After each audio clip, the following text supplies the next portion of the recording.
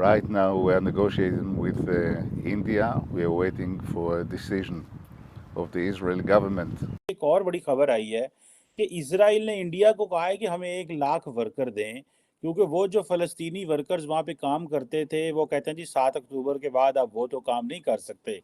आपको क्या लगता है कि इंडिया तो बहुत बेनिफिशियरी भी है, कई तरफ से तो ये भी खबरें आ रही हैं कि शायद अमेरिकन ये कहें इंडिया को कि वो इसराइल को असला भी दें, बिकॉज जिस तरह पाकिस्तान से असला लेके यूक्रेन को दिया गया बिकॉज कंपैरेटिवली चीप पड़ता है वो, तो इंडिया के जो मैन्युफैक्चर्ड असला है वो ज़ाहिर बात है वेस्टर्न मंडियों की निस्बत तो वीक कमजोर सस्ता ही मिलेगा, क्योंकि इनकी कॉस्ट ऑफ मैन्युफैक्चरिंग हमारे यहाँ पे कम होती है।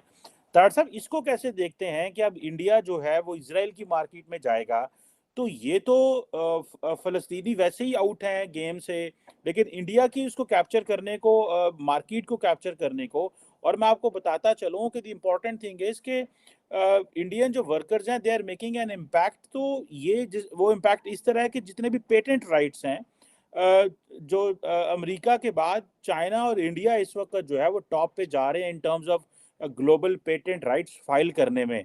तो how do you see this Israel demand for the Indian workers? लगता तो यह है कि बेनिफिशियरी तो इंडिया हो गया इस क्राइसिस का, जिसके वर्कर्स और सारे पढ़े लिखे लड़के वहां चले जाएंगे फॉर जॉब्स।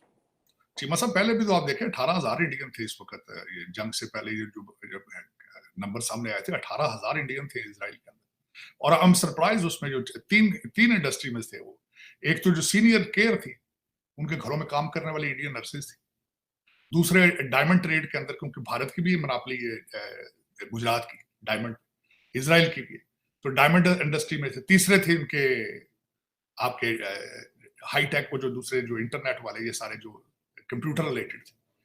तो वो तीनों पहले भी 18,000 को थोड़े नंबर नहीं होते चीमा साहब, अगर देखा जाए तो अब मजीद होंगे।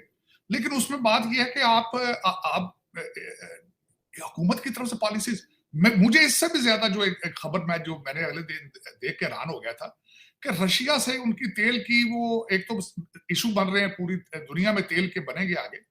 और मैं बल्कि हैरान था इस वक्त चीमा साहब, जंग के असरात दो चीजों पे हो गए, खुराक पे, गंदम पे, और दूसरा पेट्रोलियम पे। इसकी वजह से और पूरी दुनिया फिर दोबारा रिसेशन की तरफ जाएगी दोबारा। लेकिन उसमें मैं हैरान इस बात पे था कि फौरन भारत ने स्विच करके तेल वेनेजुएला से ले गए।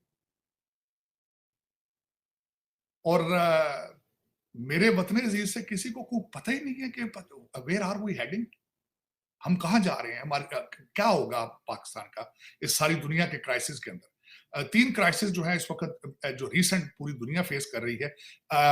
कोविड के बाद आपका अभी तक सप्लाई चेन पूरा बहाल नहीं हुआ था, नंबर वन। दूसरा, यूक्रेन की वार ने सक किया सारी इकानमी, पूरी दुनिया की इकानमी। अब तीसरा झटका इस चीज का है, और सारी दुनिया फिर दोबारा फेस करेगी रिसेशन को। तो मेरे वतन अजीज कहाँ जाएंगे? वो मेरा मकसद, किसी ने आज तक, मैं शॉक्ड हूं चीमा साहब, आज तक मैं शॉक्ड अभी तक इस चीज में कि आज तक including from Imran Khan, peoples party, Bilawal Bhutto खुद बाहर का पड़ा, और तीसरा एस्टेब्लिशमेंट, और चौथा मेरा जो अभी नया प्राइम मिनिस्टर, और काकड़ साहब, इंग्लिश बड़ी अच्छी। आज तक किसी ने रोड मैप दिया है कि पाकिस्तान का रोड मैप क्या है इकानमी की तरफ, हम किस तरह जाएंगे, हम कहां जाएंगे? रशिया से तेल लिया, आपकी रिफाइनरी है, उनको रिफाइन नहीं कर सकती। वो तेल भी सुना इंडिया जाकर आपकी तरफ आता है या मिडल ईस्ट जाता है, वहां से वो आप पता नहीं क्या उसमें से कौन कौन कमिश्नर खा रहा है, क्या क्या कर रहे हैं। लेकिन चीमा साहब, ज्यादती है पाकिस्तान के, कोई जामे मनसूबाबंदी किसी चीज में भी नहीं, किसी चीज में भी नहीं। अब जो भारत है, खैर उसमें आपने कहा कि वर्कर उनके जाएंगे, वर्कर तो उनके हर जगह जा रहे हैं, बल्कि उसमें कई ममालिक में कई नई एवेन्यूज जो है दे आर गोइंग। जर्मनी में काफी जा रहे हैं इस वक्त, अगर देखा जाए तो भारतीय जो है वो काफी जा रहे हैं। नमस्कार दोस्तों, 7 अक्टूबर को हमास की तरफ से किए गए हमले के बाद फिलिस्तीनियों के इजराइल में काम करने का परमिट रद्द कर दिया गया है, जिससे कंस्ट्रक्शन से जुड़े सारे काम बंद हो गए। इसमें कई बिल्डर्स भी थे, और अब ऐसे में जिन लोगों ने मकान खरीद रखे थे, अपने अपने बिल्डर्स पर दबाव बना रहे हैं कि उनके मकान पूरे किए जाए। अब ऐसे में इन बिल्डर्स को मेन पावर की काफ़ी दिक्कत हो रही है, और अब इजराइल में बिल्डर एसोसिएशन ने अपनी इजरायली गवर्नमेंट से बात की है कि भारतीय श्रमिकों को बुलाया जाए। वैसे अभी हाल ही में मई के महीने में भारत और इजराइल के बीच एक समझौता हुआ था, जिसके अनुसार 42,000 श्रमिक इजराइल जाएंगे। इसमें से ज़्यादातर कंस्ट्रक्शन से जुड़े श्रमिक होंगे। और अब जैसे हालात हैं, इसमें फिलिस्तीनी वर्कर्स का वर्क परमिट रद्द कर दिया गया है और अब ऐसे में इजराइल ने भारत से मदद मांगी है।